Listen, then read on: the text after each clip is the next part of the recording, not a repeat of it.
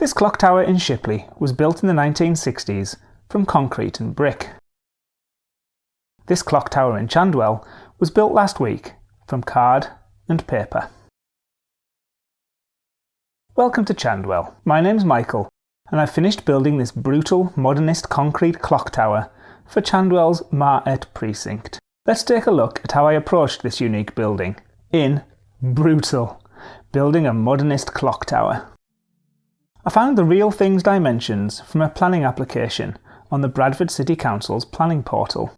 I used these dimensions to draw the clock tower in the free drawing application Inkscape. I designed the tower to be built from layers of paper and card, and each layer was coloured differently to check that they arranged properly.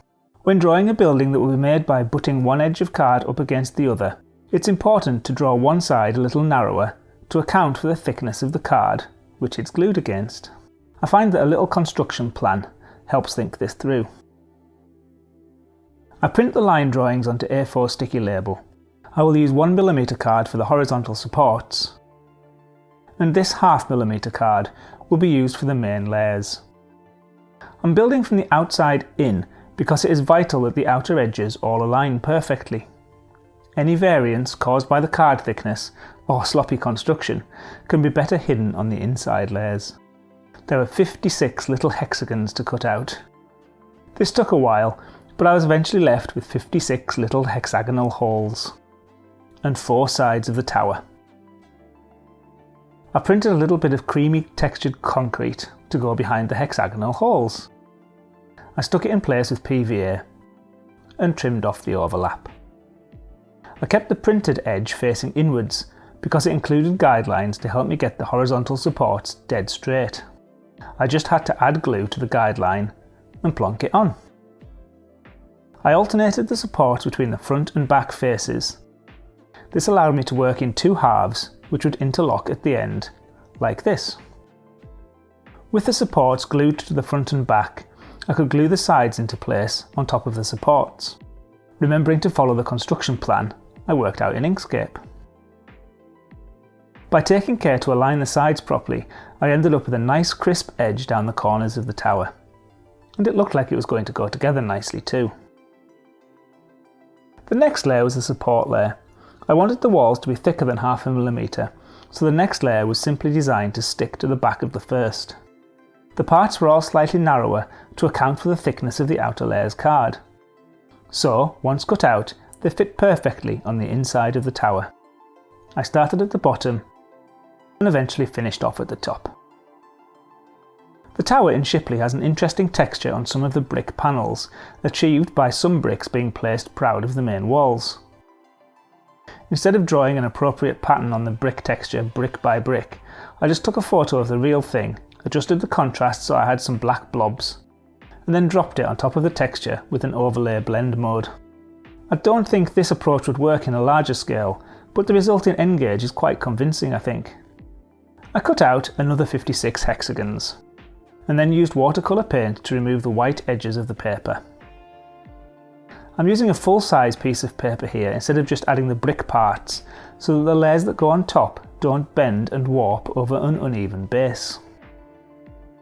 I covered the tower's face with PVA and gently aligned the texture on top. I took care to get it as perfectly lined up as I possibly could, which took some time. I sliced the paper around the little doorway openings and folded the paper around the edges. I used watercolour paint to darken the interior, and then, with the doorway edges wrapped and the insides painted, I used PVA glue and joined the 2 halves together. The last layer was the concrete, which sits ever so slightly proud of the brickwork. This meant another 56 hexagons to cut out. With the white edges painted grey, I just used PVA and gently added the frame to the tower, taking care to align those hexagons.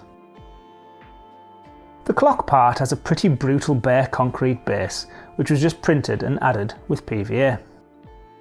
I decided to make the clock part panels in 2 pieces, which would each fold around 3 sides of the tower. To get the folds as crisp as possible, I cut slits as guidelines, turned the paper over, and then scored with the back of my scalpel, cut it out and folded along the score lines. To add a bit more thickness to the panels, I stuck another layer of paper on the inside of each face, and then folded the edges round and dropped it onto the model with PVA. The 3D panel effect really has worked, and I'm quite pleased with it. Signs to match the other parts of the market were printed and stuck into place. The inner face of the parapet was stuck on, as were the little concrete guardrails across the... what actually are they? Doorways? Openings? Whatever. A cap made from 2 layers of paper was dropped on top. An advantage of starting on the outside and working inwards is that this lined up perfectly with the outer faces of the tower. I gave the concrete frame thickness by dropping matchsticks of card into the card frame, and then finally topped this with a concrete textured layer of paper. With the edges painted grey before sticking them on, I've managed to get quite a convincing effect without it looking too disjointed. I used scale model scenery quayside railings, painted black, for the top. I cut them to the right size and then glued them into place using PVA. For the statue of the man ringing his bell, I bought this little character at the Doncaster Railway Show on Sunday. He's a PD Marsh window cleaner with his bucket. Turn that bucket upside down and it makes a convincing enough bell. The Shipley one seems to be in front of a little door. Maybe it was animated at some point. But the fellow in Chandwell is quite a bit bigger and his bell is quite a bit smaller. I painted him a concrete colour and then stuck him to a paper shelf with super glue. A little paper roof went on top to keep him dry. To finish off, I added the smallest amount of Humbrol weathering powder along the lines of the top panels to add a little bit of streaky weather damage. My favourite feature about this build is that from a normal viewing angle, the huge tower hides the market behind it. But if you bend down and look under here, I love the view through this arch. The open base and the thin legs cause the tower to vanish and the plaza looks airy and open. I can almost feel what that 1960s Chandwell architect was trying to achieve. This isn't the first bit of 1960s architecture on Chandwell.